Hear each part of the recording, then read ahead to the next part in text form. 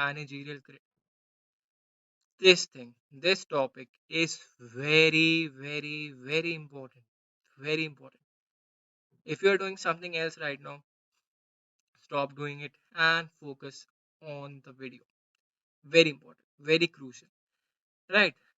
The first thing that you have to know who gave this managerial grid style of leadership was developed by Robert Blake and Jane Mountain. And the year in which it was given, 1969. So both of the things have to be considered because these two things are important for your examination. Who gave this style of leadership and in which year? Robert Blake and Jane Mountain. Right. So, to understand managerial grid, it's very important to know what are the two dimensions. I'll cover this with a diagram, but first, you have to know what are the two dimensions. Managerial grid model is based on two behavioral dimensions. The first one is concern for people. This is the degree to which a leader considers the needs of team members, their interests, and areas of personal development when deciding how best to accomplish a task. So, we are talking about managerial grade style of leadership. This was developed by Robert Blake and Jane Mountain. So, it has two dimensions. First one is concern for people. The second one is concern for production. So, basically, if I have to explain in layman terms, if the manager is more concerned about the people, he will uh, the manager could either be more concerned about his team member, their interest, and the workers, or it could be either production oriented, like have to achieve the target, achieve the production target, right? So either you can be more people oriented, or you can be production oriented, or you can be good at both as well, right? So this we will cover with a diagram. That's the grid that we have to cover. Firstly, we'll read what what is the concern for people is, right? This is a degree to which a leader considers the need of team members, their interest, and areas of personal development when deciding how best to accomplish a task. I hope it's pretty much easy to understand what concern for people means. Now let's switch to concern for production. This is the degree to which a leader emphasizes concrete objectives, organization efficiency, and high productivity. So now the focus is not on people, the focus is on achieving organization efficiency and high productivity, or achieving concrete objectives, right? So and these are the two dimensions. Now we'll start with the managerial grid. Okay, so this is the managerial grid which I was talking about, and on x-axis, I hope you guys know what x-axis is, and this is y-axis, this is x-axis, this is concern for production, this is concern for people, and the first one in the bracket, the first one is the x-axis and the second is y-axis. That's how it is everywhere, right? Now, the impoverished management. In this, the manager has the least concern for production and concern for people. So, we are covering the managerial grade. There are five things that you have to know, right? The x-axis represent concern for production, y-axis represent concern for people. The first one in the bracket represent x-axis, the second one the y-axis. I hope everyone is aware about this thing at least. Now, if we do talk about impoverished management, this type of management is where the leader is not even concerned about the people, not even concerned about the production. Now, this is 1-1. Now, let's move on to 1-9, country club management. As it is 1, the concern for production is the least, and concern for people is highest, right? The country club management. In this, your leadership style, your leader is more concerned about people. The country club management, in this one particularly, the leader is concerned about people, right? Because it's pretty much clear. If you know the concern of production is x-axis, that's one, and the leader is least concerned about that, and the leader is more concerned about the for people. 19 country club management. Now there is team management 9 and 9 where your manager, these two are extremes, impoverished management and team management. Right, in team management the leader is concerned for production and the leader is concerned for people as well. Both their their personal interests are being highly taken care of, and the organization goals and your production goals, both the things are taken care of in the team management part. Both are 9 9. I hope you are following till now. Now there is task management. In this one, the leader is more concerned about production. The leader is focusing upon achieving production targets and having organization efficiency, but not concerned about the people. It's the least concerned about the people, their interest, the working environment, everything that is related to it. So this is 9-1 task management. I hope you are following. This is very important managerial grade because you will easily get the question. You will easily get a question on managerial grade. Now the last one, the middle of the road, right? That is 5 and 5. That's the middle of the road. These two are extremes, highly impossible to achieve. Either you can be poor at management, either you can be too good at management. The middle of the road is the most desirable thing, where you are concern for people at a decent level, and similarly your concern for production as well at a decent level. So this is 5 5 middle of the road, and this is all about the managerial grade. I hope you guys are following it up, and this is very important. If in case you are having some trouble, please rewind the video and start it again. This is very important and crucial for your examination managerial grade. I hope I have made myself pretty much clear and pretty much easy for you guys to remember and attempt this question if it does come in your examination. Right? Now, next up, we'll talk about contingency or situational leadership. It's very important, and I have taken those theory which are crucial for your examination. So the first one is Fiedler's contingency theory. So, Fiedler, a management thinker, what he did, he developed a least preference preferred co-worker concept, right? He brought up a scale in which you have to describe the co-worker you least prefer to work with.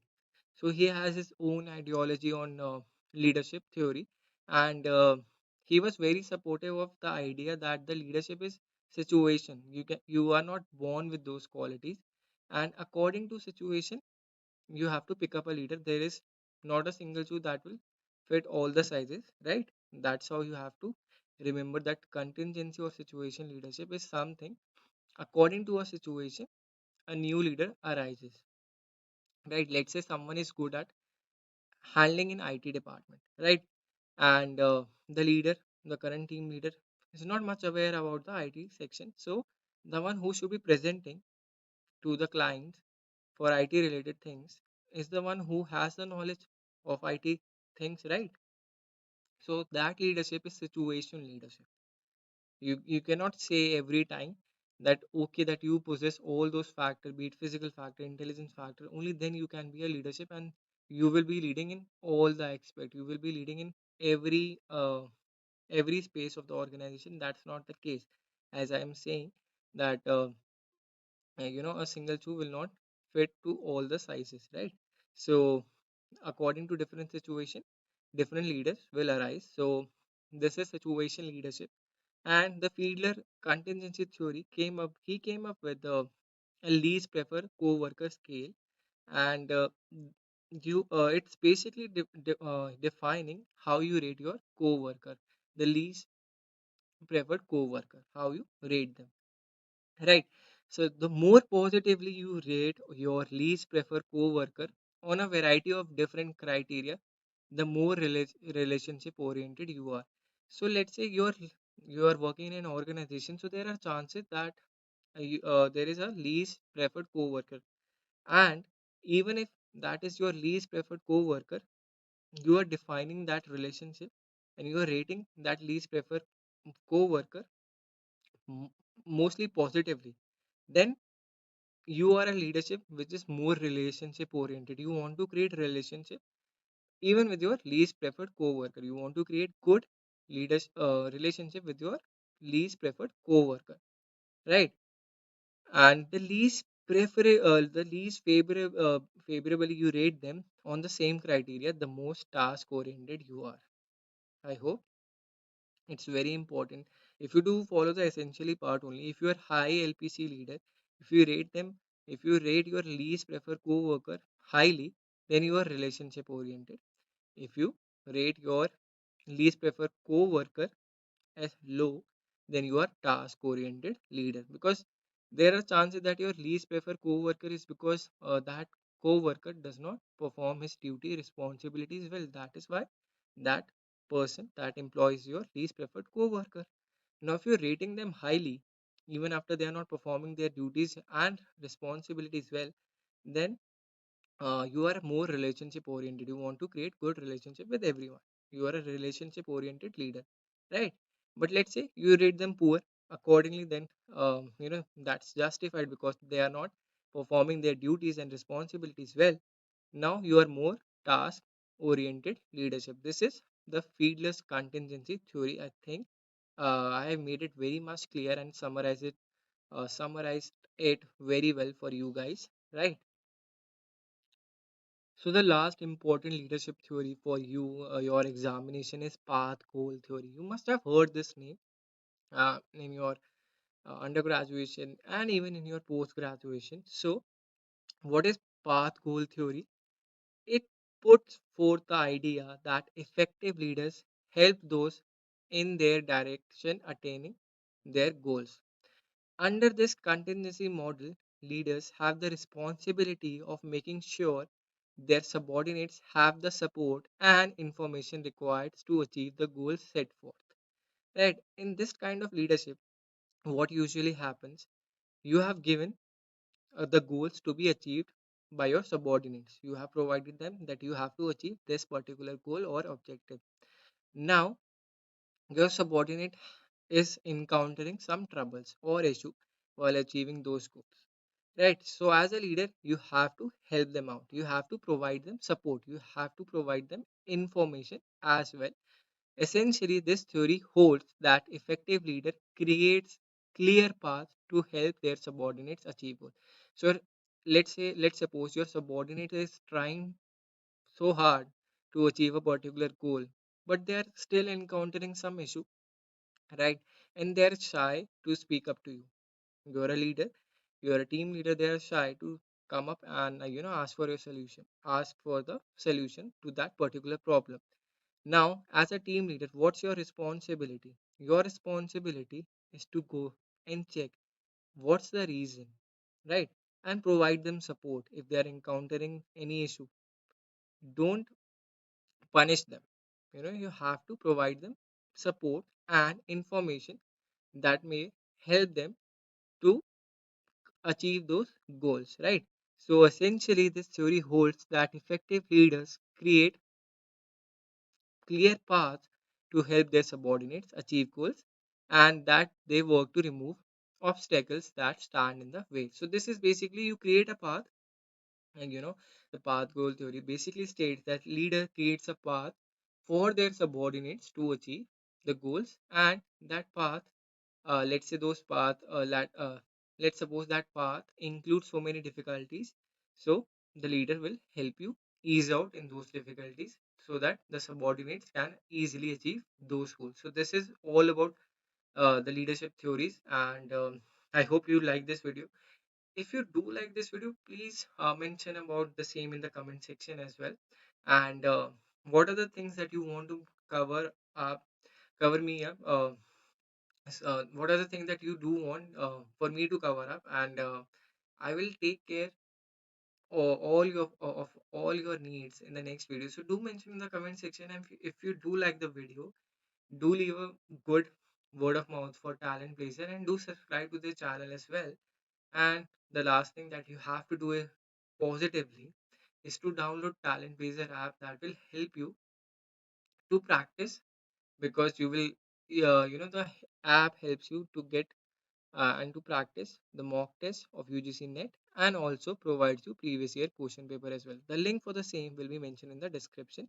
So that will be all for today's class. I hope you all of you to do well, and I hope you do like this video, and please do join me in the next session as well, and we'll study more about unit 6. We'll start with HRM, and it will be a great fun video as well. So I wish that you all join me in the next video as well. Thank you.